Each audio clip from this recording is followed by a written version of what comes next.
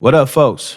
This is Open Mike Eagle, and this is another episode of What Had Happened Was with our esteemed guest this season. We're coming to the tail end of these, man. We Yeah, only we're got starting I to think finish it. 3 left after this one. I You think know? the three are humdingers too, so it should be good. Yeah. This one's gonna be great too, though. And the funny thing about this one, I got questions that's based on an album and based on, the group he was in and based on, business stuff. But I feel like a lot of this interview is going to be you telling me stories that I have no idea how to even ask about. You know what I'm saying? Like, I feel like that's going to be the meat of this.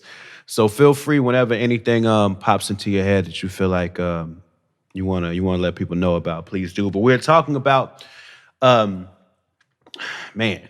he's a very important artist for me because before I heard of him, like I was really in this phase where I was listening to almost exclusively like alternative rock music in Chicago in like the early 90s. Like I grew up in hip hop and I was kind of done with it. And then I saw the video for Shimmy Shimmy Ya.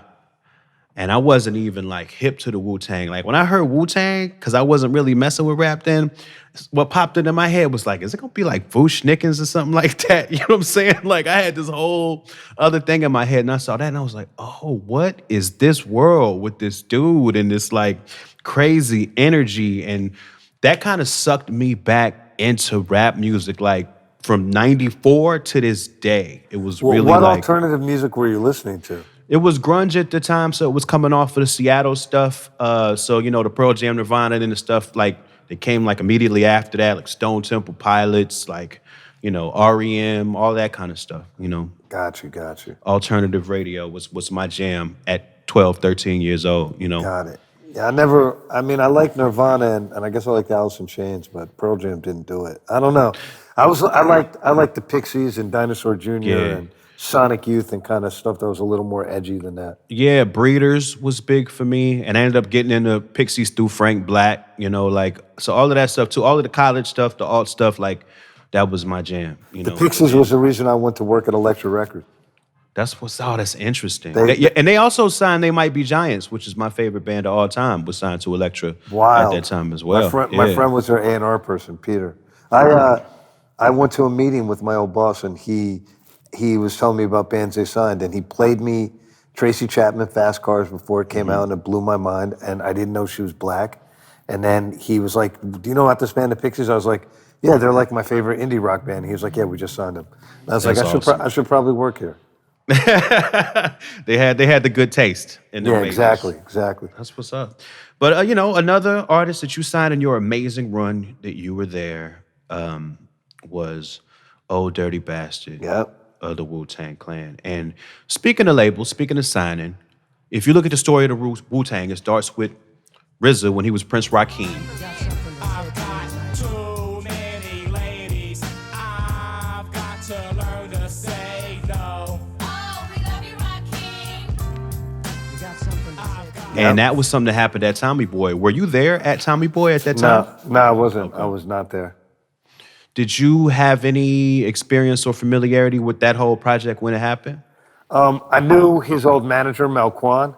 He was a friend of mine, and he's the guy who put out that record Holy Wars by Divine Force. So he was my boy, kinda. And I had met RZA, but I didn't really remember it. And I do remember one of the first times I met RZA. He told me, "Yeah, you knew me when I met you when I was whack." That's what he told me. I'll never forget that. And I had the record in my office. When he came to my office one time, I always had a stack of records, promo records, and I put it in the front for him. And he was like, "Oh, yo, look at you." But I didn't really know him. But he knew who I was, which was interesting. Did you have any experience or familiarity with the Genius's early project when he was the Genius? Here I am lounging at a hype party. Then I see this lady with the hella fine body. With a pair of bedroom eyes that were clocking the Genius. Well, you see what I mean is she had I knew about it, and I knew about the Genius because everyone always said he was really dope, and that album didn't necessarily indicate that he was really dope. But a lot of people were talking about him. He was he had a name in the streets as a very good MC. Like I guess he was known to battle people, and he would show up. I don't know if he was on Stretch and Bobbito, but he was he was known to be nice with his, though the album wasn't all that. So when was the first time you remember hearing of something called the Wu-Tang Clan and putting all that together? It was when Proteck Ya Neck came out. Support the vandal, too hot to handle your battle. You're saying goodbye like Tevin Campbell. Rough neck, Inspector Dex on the set. The rebel, I make more noise than heavy metal. The way I make the crowd go wild. Sit back, relax, won't smile. Ray got it going on. It started getting played pretty early on Stretch and Bob, and it took the city by storm quick. It was like one of those records that hit a nerve. I think it's because it was so left field. You know, when you first heard that record, it sounded like the greatest posse cut you'd ever heard, but you didn't know anyone who was in the group. You know, Interesting. and that was like in the moment when posse cuts were really popping. But no one, you didn't know who they were. You're like, this is a great posse cut, but who the fuck are these guys? They're so good. And so I guess they got signed relatively quickly. They did the deal with Loud. And my friend Matty C was in the middle of the deal, Matty, and I guess this guy Trevor brought it in. But Matty C hit me to the fact that they were all basically free agents. Matty was my boy, and I was like, oh, okay. And I was immediately attracted to Old Dirty Bastard and Method Man. What music were you able to check out at the time to even dig in and see Just who the he single. was feeling? Just Just the the single. single. So just But it- going off of them verses. I mean, you know, if you listen to Protect Your Neck, Method Man to me is the standout on it to this day. Though, you know, Inspector Deck and The Genius both have great verses. But when I heard Dirty, I was like, I've never heard anything like that before. It was so left field. And I can't say his verses are standout, but his performance is a standout. Yeah, come on, baby, baby, come on. Baby, come on, baby, baby, come on. Yo, you best protect your neck. First things first, man, you're fucking with the worst. I'll be sticking pins in your head like a fucking nurse. I'll attack any nigga who's slacking his mat. Come fully packed with the fat rugged stack. The energy. There was it nothing like was, it. It was so chaotic. And, you know, I kind of got to see what he looked like, and I was like, he looks amazing. Like, this guy is like, he's a superstar. And my initial want was to sign Dirty and Meth. I thought they were a subgroup, or a Like a potential duo subgroup. with just them two. EPMD. Right. I met with RZA and all those guys. I met with RZA, Divine, and I want to say Dirty and Mookie. I said, yo, I have an idea, like, I want to sign Meth and Old Dirty, and I want to make them like the new Run DMC EPMD. And RZA was like, yo, that's an ill thought, but I'm not going to do that. He was very, he's a very direct person. He didn't mince words with me, and I'm kind of the same way. So I always liked that about him. He was very direct. And I said, word, he said, nah, I'm gonna put Meth over there with Russell and them, meaning Def Jam. But I like you and Dirty, because I'm gonna give you your first gold record. Whoa. Okay. And I said, word? He said, yeah. And then he looked up on my shit, all the groups I had. I had like stuff on the wall. He said, yeah, and you got all the gods. So I want to put Ason here. It makes sense. And I said, okay. So I will say that having Buster and the Brand Nubians and Pooh-Bah helped my cause. Wow. They seen that I was dealing with a lot of people who were 5%. So it kind of made sense to them. They weren't skeptical. And you know, I guess RZA's a really smart guy. He had his background check. He knew all about me. And I had done some research on him as well. And he had, I guess maybe he asked the Loud guys. I don't really know who he did his background check from, but he definitely had done a background check. And he, you know, he was cool. He wanted to put Dirty there. It wasn't super competitive. I don't think anyone else really made an offer. If they did, it wasn't taken that seriously. And we worked the deal out. It didn't take a very long time. It wasn't super expensive. It was a reasonable deal, and we got to cooking really quick. How, like, in the sequence of them getting solo deals, like, how early on did you sign Dirty out of all of them? Meth Okay, was so signed Meth. to Def Jam right away. And then, or was signed into Def Jam right away, and then I signed Dirty. Was there any precedent that you knew of that kind of deal where like a group came in and signed individual deals with different labels? There was. And my old boss had been in the middle of it, Parliament Funkadelic. Okay. So Okay. I explained it to him, and he said, "Oh, this is a lot like Parliament Funkadelic." I go, "What do you mean?" He goes, "Well, I signed Parliament to Warner Brothers, but you know, there's Parliament and there was Funkadelic. There are two different entities. And then there was Bootsy, who's basically the same band too. and The Brides of Funkenstein. But George had deals with us, with Casablanca, with a bunch of labels. So he's like, I see what he's doing. He's doing it George Clinton. So when you go from that initial meeting with RZA and all the rest of those people, how soon after that do you have like a meeting where it's just you and Dirty, where you get to know him? Pretty soon, because he liked me. I don't know what it was, but he, we hit it off like right away. Like we were just, because I was really adamant that I wanted to sign him. And I really, I felt that he was his own marketing plan, if that makes sense, right? It I was taking direction from him because his ideas were so absurd that I thought like, wow, he could really do something. He reminded me in a way of Bismarcky and people like that, because he was fun. He had a lot of humor to what he did. And he was like a cartoon character. He's larger than life. So with Dirty, I really took a lot of cues from him, how he wanted to present himself. And I think he appreciated that right away. I wanted to know how he wanted to do things. Do you remember any of the first ideas he had that he was telling you about at that time? I mean, there was tons. Like, he was like, yo, for my first video, I want to show up in an Uncle Buck car.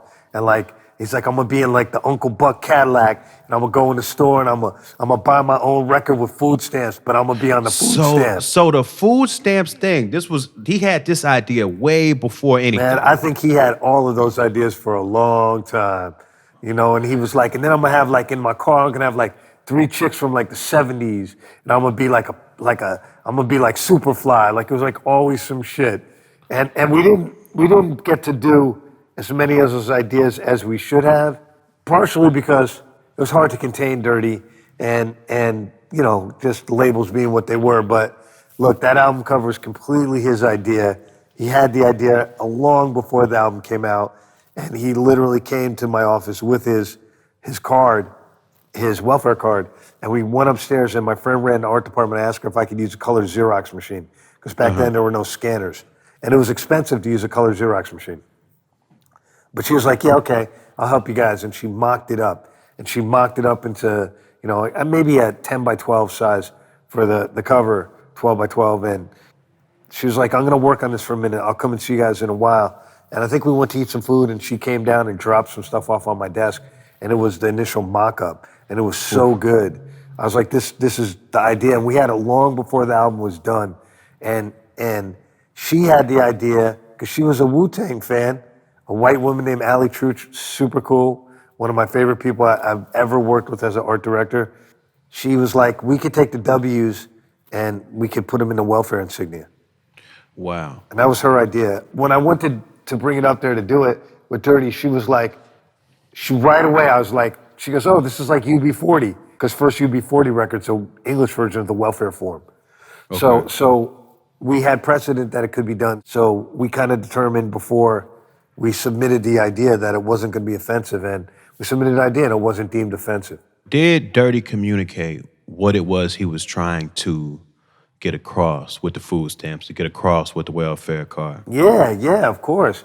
Yeah, he was like, I'm the realist. You know what I mean? I don't have no airs. Like, I'm the realist. Like, I grew up in poverty. I'm gonna show everyone what poverty looks like. And I don't give a fuck. I'm not ashamed of who I am or how I grew up or where I'm from. It's just who the fuck I am. I'm a guy who grew up in group homes and foster homes and was in, on welfare and ate government cheese and all that. And he was like making a conscious decision to be the polar opposite of super shiny suit, that kind of thing. The aspirational thing. He was like, I'm anti-aspirational, though he never said that. That was his goal. That's what he intended to do. And to do it in a way that was funny.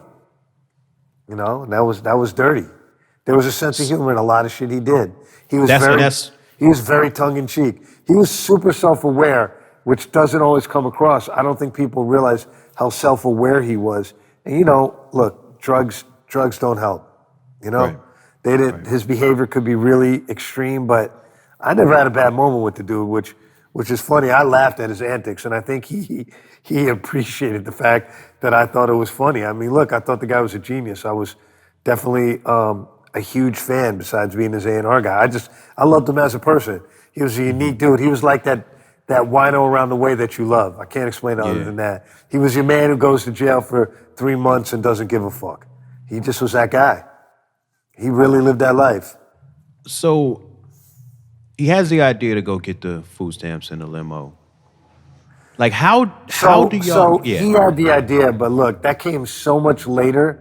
That was after the record was out. He was already famous. He'd already had a hit song. And I honestly, what no one says is that had repercussions. So, and he was not happy with it after it came out. And if I had been more on top of it, and his manager at the time and the publishers had ran that back to me, I would not have been a champion for that idea. First solo album called Return to the 36 Chambers, the dirty version. So we decided to pay the man a visit to sample his unique worldview. Please remain seated until this piece comes to a halt.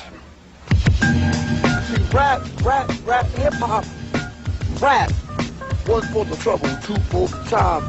You know, it's basic. See, I'll take it to the next level. If it means anything to you, I rap what I sing, man. You know what I'm saying? And I don't know how to sing. So they sold it to MTV. Like, how did they get the MTV thing going? So Teray and the people at MTV News hit up my publicist, Beth Jacobson, and they were like, hey, we want to do this thing. And it was Dirty's idea to an extent, but he didn't have anyone around him tell him, you might not want to do that. So I had like an endless argument with Teray about this, and I did not respect the clip a whole lot. And Teray said to me once, and he's right, he said, but that made him famous to the whole world. Whether you liked it or not, it left a lasting impression that people still celebrate and talk about this day, and I didn't appreciate it. And, you know, for a long time, I didn't really talk to Teray. And he, you know, was very cognizant of the fact that I didn't care for him. But, you know, we're cool now. And when he said that to me, that made a lot of sense. And he's pretty frank about the way he talked to me and understood kind of why I didn't appreciate it at the time. But, hey, you know, that's me. And a lot of people do hold that as a really lasting image and an aspect of, like, who Dirty was. And it's pretty funny when you watch it now. There were just ramifications with child services and things of that nature. And I don't want to really get super into that stuff because that's not really my place to talk about that. You know, that's Shakita and their thing. And I have a lot of respect for her and Dirty's family, but there were ramifications, and Dirty did call me. I was in Los Angeles, and he was super duper upset about the fallout of what happened. And he told me they got me looking like a fucking clown. He's like, what the fuck? He was upset. He was really upset. And I screamed on my publicist over it. And look, if he had had a real manager, I don't think it would have happened. So how many albums was he signed for when you first locked him in? Well, everyone is signed for 5 to 7 albums at that time. That's how it went. You know, he was signed. He only made 2 records for Elektra Records, and I only worked on the first one. How close were your bosses paying attention to his album? Well, they were paying attention because they knew it was going to be big because Wu-Tang kept growing. So was there ever any interference with people trying to, you know, add extra cooks to the kitchen? Nah, you know what happened was the record came out and it blew up, and Sylvia Rhone had taken over, and she really took a lot of credit for the success of that record, but she had zero to do with signing him and didn't really have a relationship with him at that point, or with RZA, and she was not necessarily, she was skeptical before it came out a little bit, but the pre-orders, you know, were so steady and heavy that we knew we had one. And the record, I had the direct line to Flex, and that record was big in New York from day 2, not day 1, because there was a mishap at day 1. So, Are we talking specifically about Brooklyn Zoo? Yep. Okay. What's the mishap in day 1? So I was friends with Angie Martinez at that point, and she was always asking me for shit before Flex. So my dumb ass was like, I'm gonna throw her a bone, fuck it. Gotcha. So I gave her the test press of Brooklyn Zoo. She played the remix. The remix did not pop. That was on a Wednesday. And it got mixed response. I'm not sure I remember the remix. No one does. Lord Digger did it. And it wasn't whack, but it's certainly not the single. Yeah, I'm the one-man army 38 on. I never been tooken out. I keep MCs looking out. I drop signs like Crosby dropping babies. Enough to make a nigga go crazy. And I probably should have never put a remix on there. And after that, but she played the remix, and I was like, Angie, why'd you do that? Because when RZA called me, he lost his mind. He's like, yo, we caught an arrow. Like, he was so livid. He was livid. So I had to scramble, and I had Flex up, and I said, yo, man, can we come in and play the right version? He said, yo, that's what you get for giving her that shit first, D. Damn. And I was like, you know what? You never lied, man.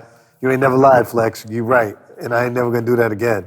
So we brought me and RZA and my man Mike Jones, who worked with me, Uncle Mike, we walked it into Hot, and Flex, and it was Dirty, RZA, Mike, and we played the record jumped. This is when Flex first started dropping bombs.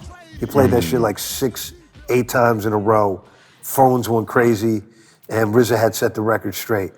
And it was real. It was a real record, and literally that record never stopped playing.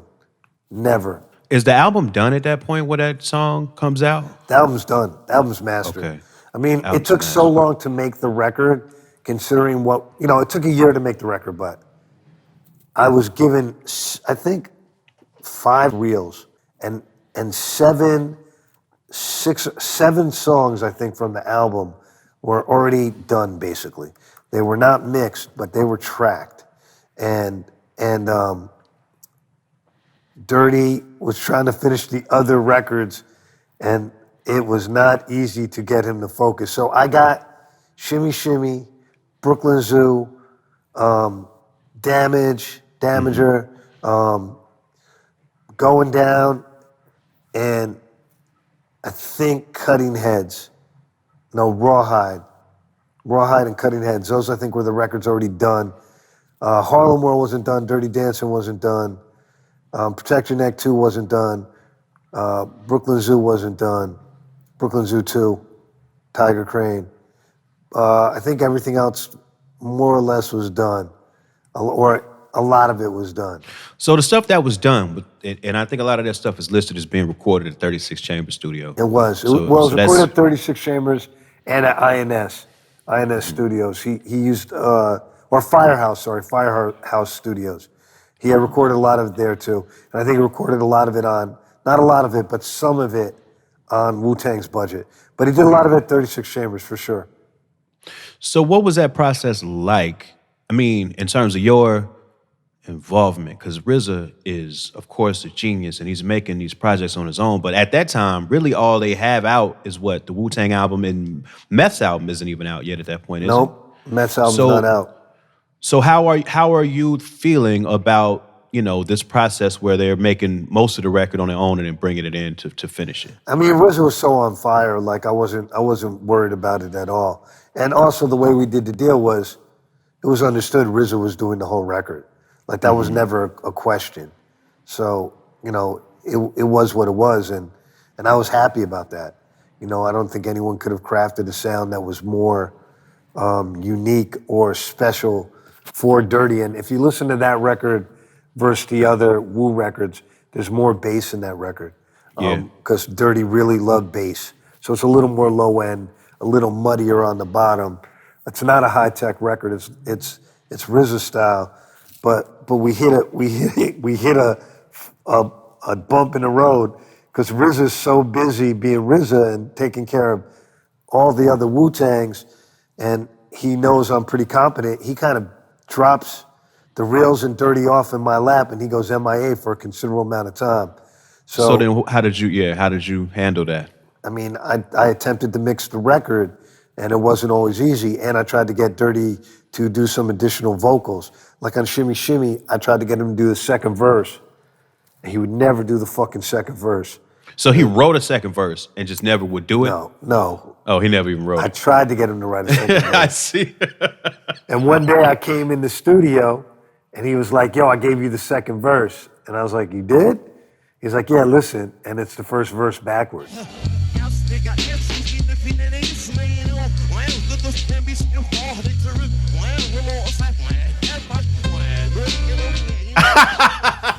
right? It's the first part of it. And he's like, yeah, that's what you mean. And then he had the same verse. He's like, yeah, just like your man Q-Tip. He had the same verse. And I was like, I got the tape single right here. yeah, and I was like, I hate you. I was like, I hate you. And I think one of these verses on here it has the second verse backwards, and I always wondered about that. Like it's interesting as a recording artist now. Like I think about stuff like that different because I'm like, oh, that's cool. They flipped the second verse backwards, but I'm like, okay, now see, he was supposed to do a second one, but he just had the engineer just flip it. Yeah, and me and him we would definitely argue and go at it with each other, but not like, it was never hostile. It was always like pretty funny. He was hard for me to be mad at. He was really hard for me to be mad at. I can't explain it other than that because he had a good heart and he really liked me and I really liked him. We had vibes, and one of the hardest things about making a record was trying to mix it. But, I had a lot of trouble doing that. Like it was really tough to get some of those mixes going in, particularly on Brooklyn Zoo. I couldn't get it to sound right. I could not get it to sound right. I tried to mix that thing 3 times and it didn't crack. And finally, my assistant, Rick Posada, who did a lot of babysitting too for Dirty and had a good relationship with Dirty, we decided we needed to put a kick and snare in it to make it pop. So that way we could leave everything in the right places, but have drums that cut through. So we chopped up a famous break beat that'll leave nameless, and we put the kick and snare in there, and that was the solution. On the fourth try, we got the mix right. Wow. And I told him at one time, and he brushed it off like it didn't happen. I was like, yeah, I put the ba ba ba in there, and he was like, yeah, all right, anyway. And he really never acknowledged it, but if you listen to that record and off camera, I'll tell you what it is. You can hear it. You can hear it clearly. You hear the snare. So True Master is listed as a producer there. He was a producer on that record, which I didn't really know until he came to the studio and at mastering and got in an argument with Dirty about it. Okay, because Dirty's also listed as co-producer on it. And Dirty, I guess Dirty did something. I don't know. I mean, I wasn't there when they constructed the beat. And True Master, I really never talked to him or knew him during the process of the record. I really met him at mastering when an intense argument that almost came to fisticuffs erupted, and Tom Coyne earned his name Tom the Referee Coyne. Tom the Referee, yeah. So he got in between everyone. He kicked everyone out of his studio and gave me a tongue lash and told me, don't bring that shit in my studio, Dante. You've made I've mastered almost all your records, but and I started calling him the Referee. When that was his name, the next day we were like, yo, the ref is here. He said, y'all got to keep it good. And we finished mastering a 2-day session, which usually doesn't happen, usually 1 day. And that's how he got that name, the ref. I love Tom Coyne. Rest in peace. He was a great dude. You mentioned Rick Posada a second ago. Yeah. And I thought it was real interesting in the liner notes. Dirty shouts out yourself, Rick Posada, and Lisa Brunson from the label, specifically for putting up with his shit. My assistant. So Lisa she's like, she worked at Def Jam and ran A&R admin for 20 years afterwards. She's like the senior vice president at 300. She was my assistant, and she's the best assistant I ever had. She did way more than an assistant. She was an assistant, my friend, a babysitter to my groups, and just a really strong black woman who I love and had great respect for, who I'm still super good friends with to this day. And Lisa really had a rapport with all of my acts. She gets a big shout out. And she had a real rapport with Dirty. She could tell Dirty what others wouldn't tell him, like, stop that bullshit. Only a black woman could talk to another black man is how I kind of look at it. Like she wasn't having it, but she also loved him a lot. And she worked closely with me and Rick on the record. Mm-hmm. So RZA handed off, Dirty handed off the reels of what was finished and expected y'all to finish the rest. It just was what it was. What's a song y'all remember finishing that you just got stark memories of in that time? Damager. I remember we had on Rawhide, he was mad that his verse wasn't right, and we kept having to work on the verse on that forever. Shimmy Shimmy, of course, because of the backward shit. Brooklyn Zoo, because we had the three failed attempts to mix it. Baby Come On, because it was on the reel and it was banging, and I wanted to really get it. Hip It to the Hop because I love the drums. You know, Rawhide because Rawhide was ill because the shit he said in it, like talking about AIDS. He said, I'm not saying I got it, but if I got it, but you if I got it, you got it. Yo, that shit was wild to me. I was like, yo, can we say that? And of course, Sweet Sugar Pie, because when we did Sweet Sugar Pie, he called his mom and he sang it over the phone. He was crying, drunk, and I love you, Mom. And he was on the phone for like an hour. This is my Barry White song for you, baby. Like, I love you, Mom. It was super emotional, and it was quite a sight to see. My mama taught me this shit, and my daddy learned from my mama, which is good, So, you know, those on the whole thing, just the whole experience. Dirty might have 10 people in the studio. He was a wild character, but the sessions were pretty slow and steady. We didn't get a lot of work done, to be honest. But if we hadn't spent all that time in Chungking, we would never got the record finished. And we got it finished, man. And I got to give a strong shout to my boy Jack Herska. So he was the assistant engineer, but he engineered the entire record.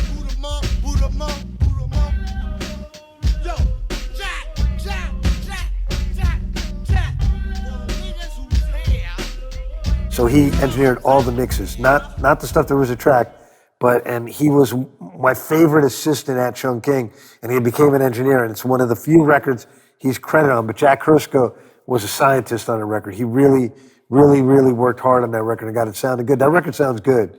Like it does. It's a good sounding record, and we look, RZA didn't give me a blueprint. We'd have no roadmap.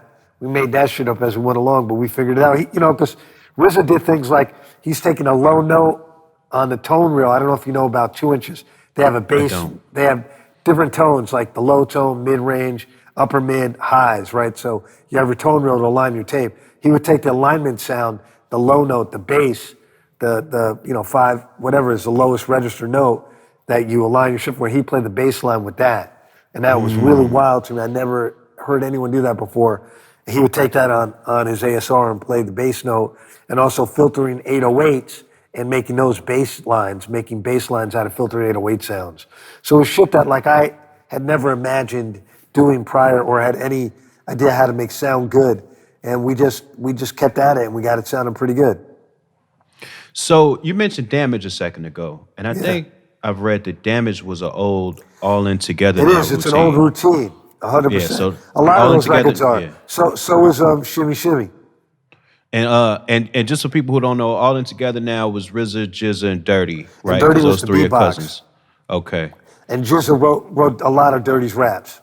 Yeah, and so, I think people in the fandom come to find out all that out later, right? That Dirty didn't write a lot of that. GZA wrote a lot of that. His brother, 12 O'Clock, wrote a lot of shit.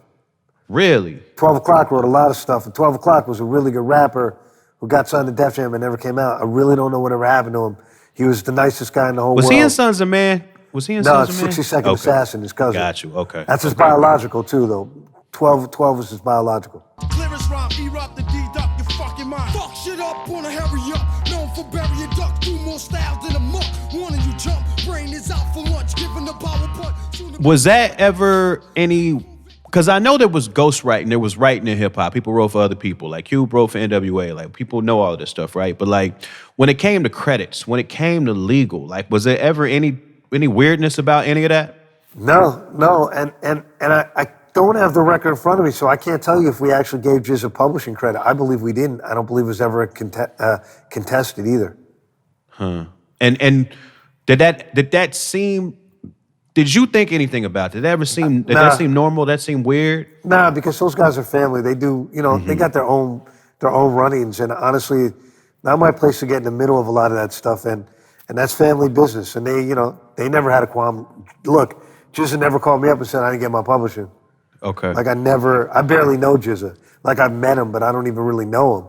So, there was never any phone call from anyone. The only bone of contention was True Master and his credit on Brooklyn Zoo. And that wasn't directed at me. That was directed at Dirty. I see. He also repeated the Damage lyrics, like I think a couple times in the album. He did. And is that a sort of thing of trying to finish it up, and he's just like, fuck it, I'll do this again? Like, I just think he had the same verses on multiple songs. You know, Grand Yeah. Poobah would do that too, but he'd always fix it. I think we I just had see. to get it done, so Right. we just did it. right. I mean, Dirty, if you listen to Dirty's freestyles that are online and all that stuff, because I've compiled all the stuff for the doc that they're doing, because I'm the music supervisor on it. So he, in all his classic freestyles and all this footage that's out there, he basically kicks the same rhymes all the time. Right. Dirty himself is listed as producer of The Stomp. Song with me. Lady, tell me why, tell me so. I ask you to go high, you tell me to go low, so I go low. Taste the shit. Taste it again, I like it. I'm the original. You know, I think he played around on ASR in RZA's studio, and RZA gave him the credit. Got you. So you never saw him like making beats or nothing like that? No, but he knew how to make beats. He knew how to use the ASR. I've seen it. Okay. Like I did actually see it, and I had an ASR. He fucked around with it in my studio too a few times. Because I did a song with him that never came out. Well, he used the rhymes on 8 other things, but Dirty and Stinkin', that was super dope. And I have a copy of it, and Stretch played it a few times. It was really dope. It was off like an Alvin Cash sample. It kind of had a Tramp, like Stax feel to it. And it was the best version of that song, I think. But for some reason, we never put it on the album. You know, I had this thing, if I was going to sign you, I want to get you in the studio to make sure you know how to work. And me, him, and 60 Second Assassin went down to my basement, and we made that shit, and they killed it, and he did the song in one night. This recording is dirty and it's stinking. Funkier than Pepe Le Pew, so I was thinking about dropping this single on the charts, letting you know, hey, the kid has heart. Little did I know those rhymes would be on 18 other records. and they were, I think, sitting in his vault of rhymes for a long time. Shit, Jizza might have wrote them. I see. And interesting thing about that, right? Because this is probably one of your highest profile albums from your like super hot run that you didn't have like a beat on or like SD50s. So I have a remix of Give It To You Raw. Years old. Let's get physical, operate your brain to function. I remember the gauge at the junction. Conjunction, what's your function? I summed it up as the Ason Unique. Okay. So I haven't heard that. It's very, the drums are very loud, and Give It To You Raw is not on the album for unknown reasons because it's a dope song, and RZA's version is really good of it. So, but we never put it on the album. And so when it was unfinished, right? And there were the songs that were done and the songs y'all had to finish. Yeah. Like, did RZA just send a stack of beats? Like, these are the beats? Like, these are the Nah, ones? they were tracked on the reels. There was very little tracking done other than vocals for the year we were in the studio. Wow. So a year just trying to get him to sit in front of the It microphone. was and do him his thing. and Buddha Monk a lot of the time. Him and Buddha Monk, me and Jack Herska, or Rick and him and Jack Herska, or all three, me, Rick, and Jack Herska. It was interesting. But y'all got it done. Got it done. Comes out. From every metric I can see, it looks like a success. How did it feel at the time? Oh, it was a hit record. Hit Yeah. record from jump. Well, day one. Gold record, platinum now. It was a big ass record, man.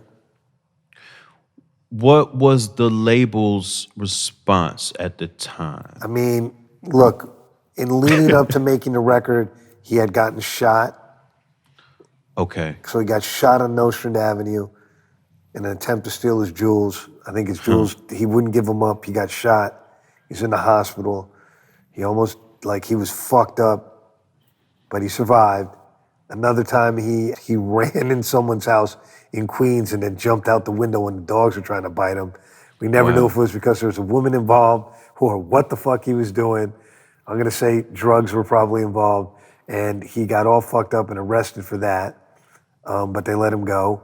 And, you know, there was a lot of like crazy shit that happened in the making of the record, including him like showing up and ruining multiple shows for people and just being a real handful, like getting kicked out of every club in New York, stealing microphones when he performed, and basically, you know, just when he came, it was like the human tornado. He would show up at the club and just make a scene. That was just Dirty. And, you know, his antics had trickled back to the label. But look, I never really caught much flack about it. So it was like, get the record done. Like, we know we got one. Get the record done. Because Method Man comes out and blows up. Wu-Tang Clan blows up, so we know we got it shot. Right. And we know we got good singles. So what was the conversation around doing a follow-up record? Because I know the second one didn't come out. Gone. Yeah, exactly. Like the second one actually comes out 5 years later. And the second one was like, has a great single. I never liked it, and I didn't want to even, go back through it to ask you stuff about it. Not only because you weren't there, but because like it's a weird sounding record. Like it sounds to me like it's stitched together line by line. It is. It doesn't sound like an exactly experience. Is. That's exactly how they made Better Have My Money. Literally, Pharrell had different verses and lines from different songs and put it together. And I don't think he ever met Khalees after the record was done. Wow. So was there ever talk while you were there of trying to do a follow-up? Like, what was that like? Now, I left shortly after it came out, so I never was involved in any of those conversations. And, like I said, like, one thing that pisses me off about that record is like, look, Sylvia Rhone, she's a G, she's done lots of great stuff, but that doesn't belong on her resume. I did that. And she didn't give me the go-ahead, and she, if anything, was doubting and skeptical about what was going on, and I held it down. So, RZA will back that up. How close did you stay in tune with Dirty after you left Elektra? I did and I did it. I got him on this LL. I tried to get him on this LL record when I left, and I told the story too many times. I want to tell it again. When he peed on the LL. Oh, please tell it again. I mean, it's when he peed on the LL plaque. He went to Chungking, and Chris Lighty had hooked it up, and so I booked it the studio time, and the record was there, and LL didn't show up, and Dirty fucking threw a shit fit because LL would, he perceived the thought that LL was too good to show up in the studio. He didn't want to fuck with Dirty, but he wanted Dirty on the record. Him and Crazy Sam were really acting up, and Chris Lighty and Crazy Sam had an outstanding beef, and it almost came to a head. I ended up getting in between the two of them. Chris shut the session down. There was definitely at least one gun that wasn't mine in that room when I was in the middle of those guys. We got Chris out of the studio, and he was like, he threatened them on the way. I was like, I better not see you in the tunnel or anywhere. I'm just telling you. And he's like, I'm not paying for this fucking session, Dante. And I was like, I got you. He left, and LL, I went back and Dirty was on his shit and on a tirade, and he pulled the LL plaque off the wall, pulled his dick out and pissed on it. And I think Rich Nice, was in the other studio at the Trackmasters. And it was, and the girl worked at Chungking, started crying. Laura started crying. Damn. And I it's one of the few times I screamed at Dirty, this is my second home. You can't fuck around like that. What the fuck is your problem? And I'll tell you this, that LL plaque got cleaned off and put back on that fucking wall. It wasn't put back up and cleaned in front of me, but I was in Chungking many times after that, and that shit was back on the wall. Bigger and Deffer, that shit got pissed on. Wow. Was there any fallout from that? Just Chris and them never really felt, they felt the kind of way about each other, always. Damn. Just can't imagine. I mean, I told that story so many times. It's in my book. I hadn't heard it though. Kind of like, and it was weird because I love Dirty and I love Chris, but Chris was really my man, and Dirty and those guys was talking, and rest in peace, baby Chris. Like, he was a serious dude. Like, he wasn't fucking around, and I didn't want to be on his bad side, but more than that, he was my good friend, and I was mad that Dirty made me look like shit to my man. I mean, his office was right fucking next to mine at that point. So, whatever. It happened, and it's one of the many, many antics that Dirty participated in. Is there any other antic you wouldn't mind sharing, something that you feel like people would really want to hear? I mean, I don't know if people really want to hear it, but Dirty once got public fellatio at How Can I Be Down by some young girl, and really basically, several hundred, if not thousands of people saw him receiving a blowjob. And wow. That young woman has probably received Or he's probably damaged for life. And I remember I walked by him, I was like, fuck is going on, yo? He was like, yo, she's doing it Elektra style. Whoa, what does me- that even mean? Me and his publicist, and we were like, yo, you are fucking terrible. And then he went on stage and he ruined Capleton's show and almost got in a huge fight with Keith Murray and several other people. And somehow he got out of there alive because Capleton and Jamaican dudes, they were about it. And it was in Miami. What was Dirty trying to do during their show? What was he trying to do? He wanted to rock. No one could say, he just wanted to rock. Dirty always wanted to rock. He wanted to be the center of attention whenever possible. Man, I've seen Dirty do so much shit. He walked out of the Rap Pages convention in LA after killing a show at that spot on Vine. I don't think it's there anymore, the Palladium. He walked out and he walked out of the show when they cut his sound off. He had his shirt off and he jumped on top of like a mailbox or a car, I can't remember which, and started to perform like on the street to like throngs of people. And he did that thing with his neck cocked. And he was fucking out of his mind. And it was unfucking believable. And then we walked back to the hotel and people followed him like the Pied Piper. He was like, yo, I killed that shit, right? I was like, yeah. I grab the mic and I'll damage her, plus your whole stamina. Here comes the fucking medical examiner. One verse, niggas be out for the count. Bring the ammonia, make sure his fucking ass hit the right amount. I wake him up and I fucking ask him, how the fuck you attend this? Competition get an ass kicking, so motherfucking tremendous. Boy, you know you shouldn't bother this. Leave me alone, nigga. Like your son, you'll be marvelous. I got the Asiatic flow, mixed with disco. I roll up on the scene like the Count of Monte Cristo. NMC starts to vanish. I rolled up on the jet black kid, he started speaking Spanish. Yo, he wasn't from Panama. I asked the nigga how the fuck he get so dark, he said, Santanama. He responded so fast, he made me laugh. I scared his ass. It was unbelievable, man. I'll tell you another good one. Karis One's the man for this. I love Chris anyway, but it was CMJ, I believe, or New Music Seminar, one or the other. And it was a show at this club on 20-something Street on the east side, a weird venue.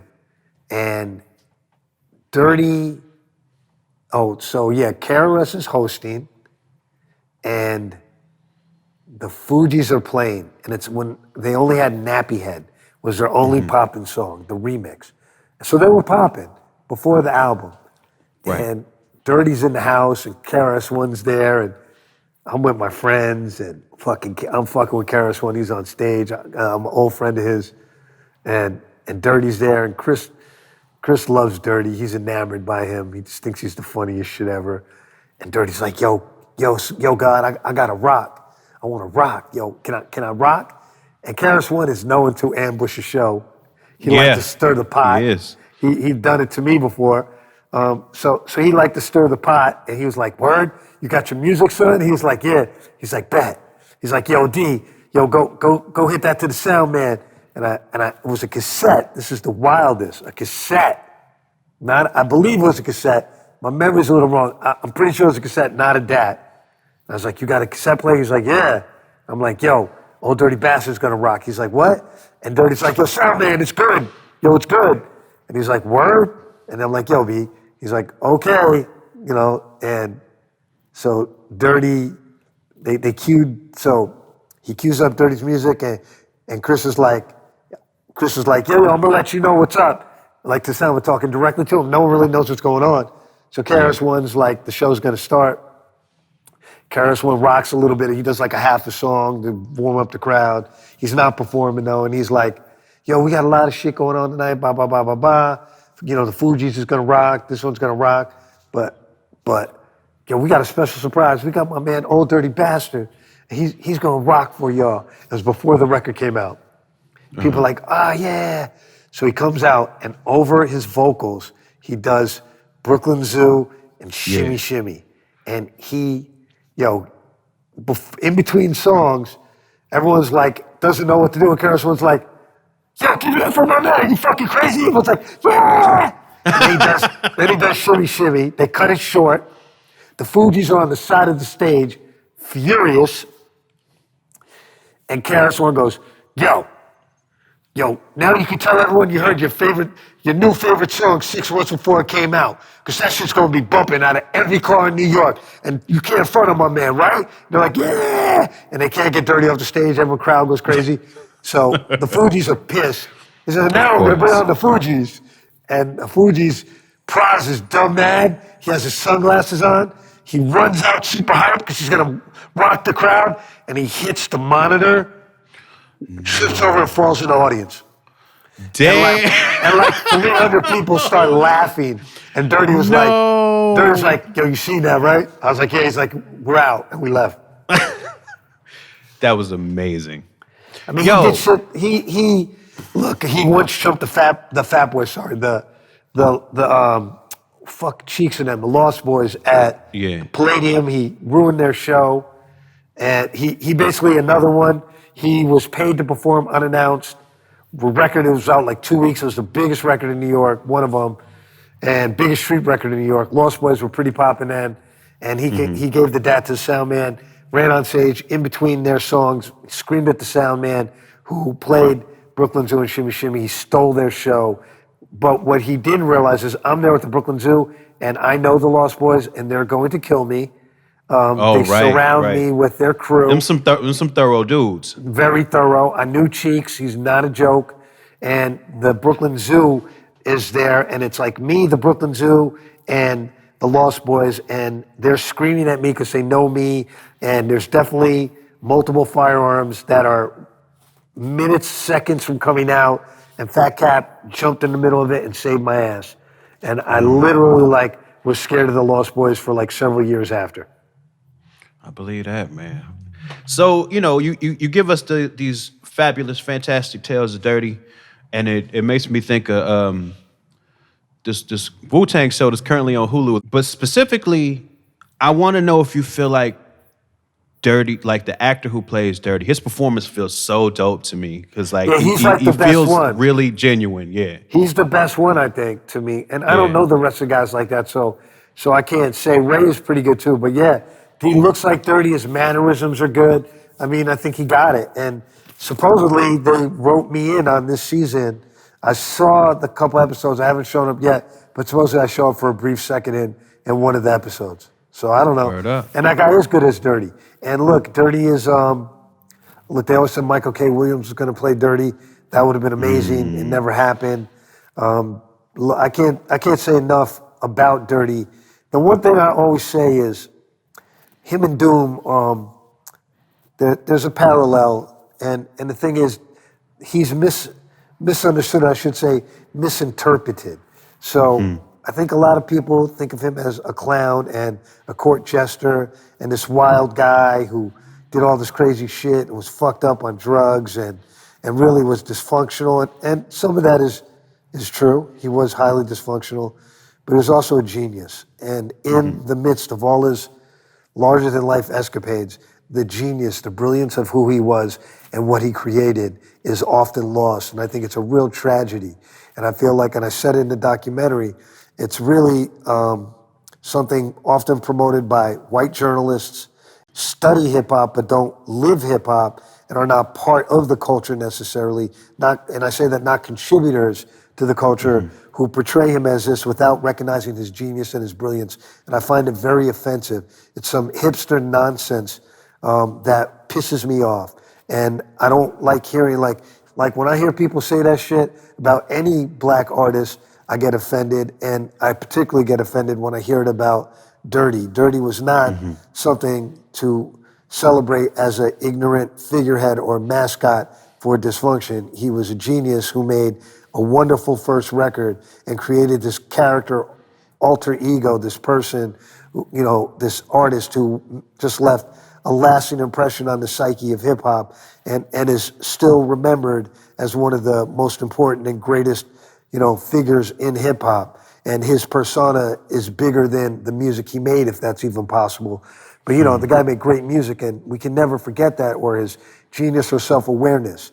he was very self-aware of who he was, and he was firmly in control of that first record and how he was positioned and perceived. And I think that gets lost in the sauce, and I think it's not cool. It's kind of a tragedy of sorts. And I love the guy, and I just feel like it's always my duty to protect my artists and to protect Dirty's legacy. It's a reason why I work with the family to this day, and why I've helped them do a couple of projects, because I feel it's important, for one, for the family to make some money. They never made any money. Dirty never really made a lot of money. And two, I think his legacy needs to be shined up and celebrated, not held up as an example of dysfunction and ignorance, because that's not what he was to me. He was a genius. You know, I get a little emotional about it, you know, because I spent all that time with him, and, you know, watching his demise from afar, very hard to watch, very hard. Well, I think that's a great place to leave it, and exactly the tone I wanted to leave it on. And for that exact reason, I feel like getting insight from you, you know, somebody who was there and actually getting a chance to see who he was as a person. We don't get enough of that. Well, we're going to leave it there for right now. Next time we sit down, we're going to get into a project you just mentioned a moment ago, Whitey Ford Sings the Blues. So that'll be a conversation that we look forward to. Thanks for watching that, and if you dug that, leave a thumbs up and say what up in the comments, and make sure to subscribe to Stony Island Audio for more.